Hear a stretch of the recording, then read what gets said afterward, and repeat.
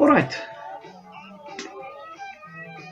amper op die 10 merk, op pad na ons reis van 30. Nou, ek weet nie van julle weet van die fliek The Program nie. Dit is 'n fliek wat gaan oor Lance Armstrong en sy doping. Ek moet sê ek was nogal, ek weet nou nie om dit mooi te stel nie, verbaas om dit ligtelik te stel oor die manier waarop hulle gedoop het en hoeveel mense was vasgevang in hierdie hele situasie.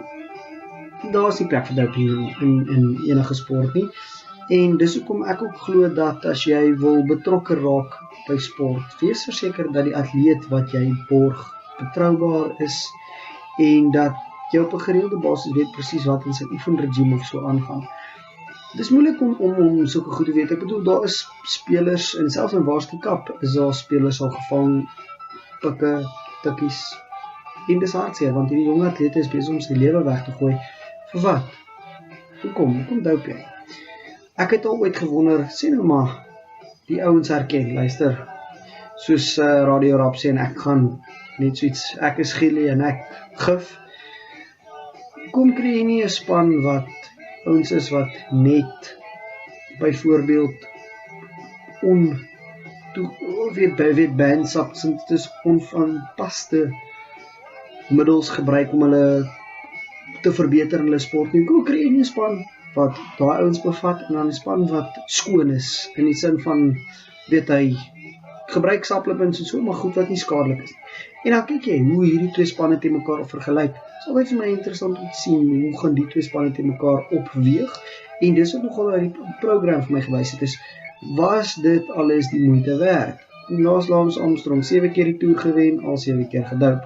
Was dit genuine moeite werd? Jy was 'n baken van hoop gewees. Jy was die ou gewees wat almal na opgekyk het en nou is jy nêrens. Vir wat? Net oor jy nie kon verloor nie. Jy's 'n eerlike man eerder en wen dit. En dit is my siening. Ek is teen steroids. Ek gebruik dit nie self nie. Ek het nog nooit die begeerte gehad om te gebruik. En hoekom? Hoekom sal jy jouself weer dit als vat?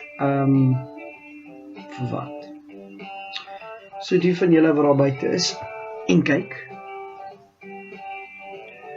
moet asseblief nie steroids gebruik om jouself te verbeter nie. Jy weet wie jy is. Ek gaan nie 'n voorbeeld van jou maak nie, maar dit wat jy doen is nie reg nie. En hier by Rooibaard Sports ondersteun ons die mense wat so iets doen. Tot 'n volgende keer. Peace out. Dan nog altyd doen.